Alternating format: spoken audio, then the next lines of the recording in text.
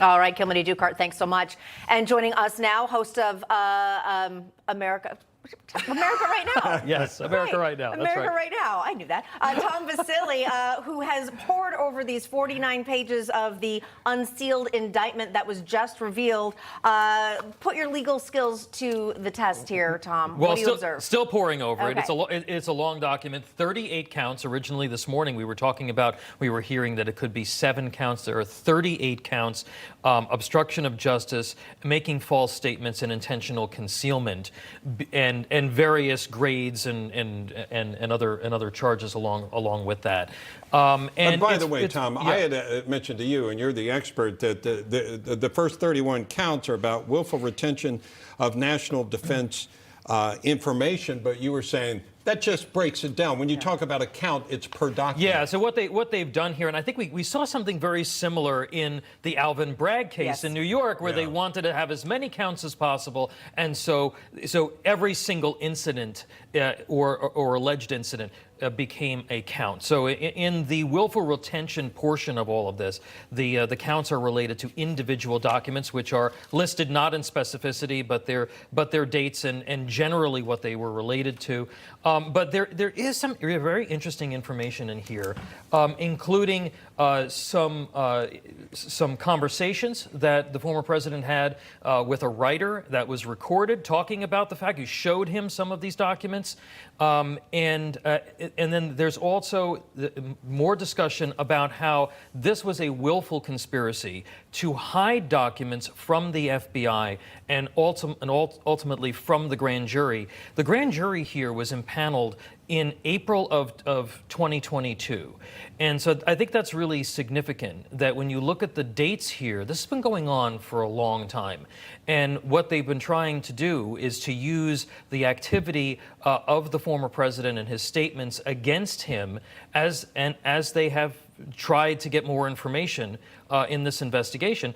And, they've even, in here, which I found very interesting, they even used some of the former president's statements during his campaign against him.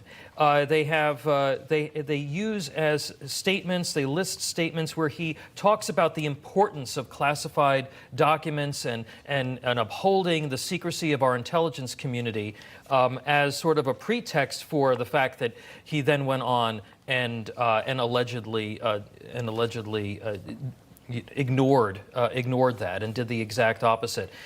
There is also something very interesting that I don't think that we had heard before in this, that it alleges in these documents that Trump actually directed his attorneys to lie on his behalf, or he directed his staff to hide documents from his attorneys. And how they're going to prove that, the finding of fact there, I don't know, but that's in that document. That's not something that we had heard been alleged before. So, yeah, by the way, this reads the United States of America versus Donald J. Trump and Walter Nada. Yeah. I guess that's what makes a conspiracy, and then he's been indicted as well. Right. Yeah, that's the guy that helped the personal aid. Literally, move an aide that literally helped him move boxes. Yeah, and it also alleges, and I think this is very interesting, that Trump was personally involved in moving these boxes or deciding what stayed and what went. I think that would be. It seems to me, having served in a presidential administration, that the involvement of the president in such detail, a detail like that, would be pretty unusual. But again, that's what's being alleged. The direct involvement in retaining these boxes, in saying where they were going to be located, whether they were going to be moved to Bedminster or to Mar-a-Lago, they're claiming that he was personally involved in that decision making. Yeah, so we actually have it unsealed, taking a look at it now, not the drip, drip, drip leaking that we got previously. And so the 7 counts actually turned into how many? 30 some odd, but really they're similar charges that we've been talking about. And there are attorneys that are also mentioned through aliases here in this document, which there were 2 Trump attorneys who resigned earlier today. And so it could be they're not named. But Trustee it's, is one, but we don't know if trustee is the one. is one of the ones that's named here. Yeah. There's also members of the Mar-a-Lago staff who were not named. They're Right. that are in the document who were interviewed by the FBI. So again, these attorneys may have been actually caught up in all of this, Right. which is one of the reasons why they're no Maybe they longer can't- representing Yeah, it. that was Exactly. my first thought, Good point, is whether right. they had him turn on him. But this will all be, we will find out all of this. Tom, thank you so Yeah, much for thanks, Tom bringing your Basile. skilled eyes and incredibly smoking brain to take a look at this. Thank you. Host of America Right Now, Tom Basile.